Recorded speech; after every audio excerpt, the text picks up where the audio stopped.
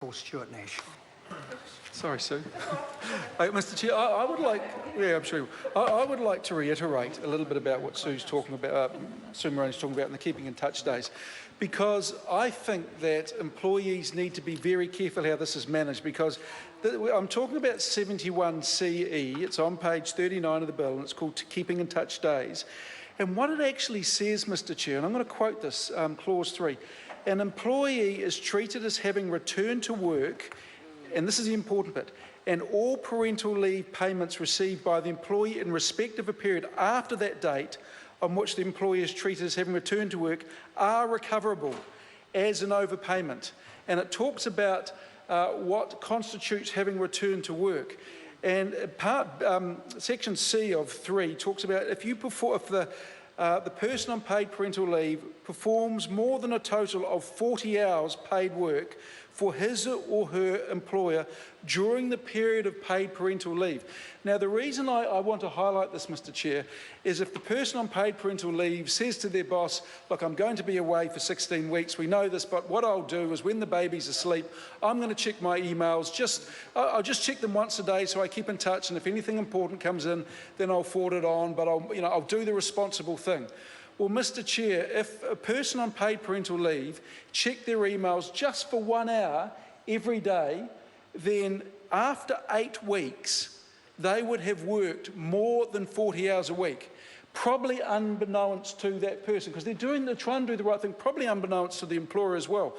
So they would come back after 16 weeks and they could well get a knock on the door saying, I'm sorry, we've just checked the records and you have worked, not you, Mr. Chair, the person on paid parental leave has worked more than 40 hours during this period, and we note from the employer's records and we note from the email transactions, therefore we see this has occurred, that the employee now owes 8 weeks back pay.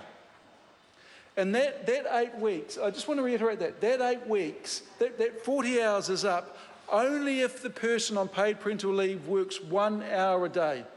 Now, even if they decided to work just 4 hours a week, which is not much at all, there's 10 weeks. And so there is a little bit of a fushhook in here for those who are conscientious, that want to do what is right for the company and want to do what is right for the employer and say, look, I'm just going to check my email. So the person on paid parental leave needs to understand that they can, if in effect, over the period, if they take the full 16 weeks, which is, 18 weeks, which is about 2 hours a week. That is all they are allowed to work, 2 hours a week. So anyone on paid parental leave does need to be aware of that, because if they work over those 40 hours, over that 18-week period, then they will receive a knock on the door, because they will have deemed to have gone back to work. And the thing about this, Mr. Chair, is not only will they be required to pay back all the money that they have received when they are on paid parental leave, they won't have been receiving any income when they have believed in their minds that they are on paid parental leave, if you know what I mean. So this could be, I can just see a couple of situations where the potential could be catastrophic, not to say the least. There's one other thing I'd like to query, and I'm not too sure why this is here.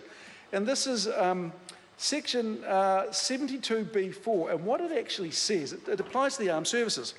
And I'll quote, this section applies to a member of the armed forces as if the member of the armed forces were an employee of the Chief of Defence Force, this makes sense, except that a member of the armed forces may not succeed to the member's spouses or partner's entitlement to paid parental leave. Now, the way I'm reading that, Mr. Chair, and I may have this wrong because I wasn't on the select committee, but the way I'm reading that is if, well, in this case, obviously, if a woman gives birth, then her partner or her spouse is not allowed to colloquially sub into that.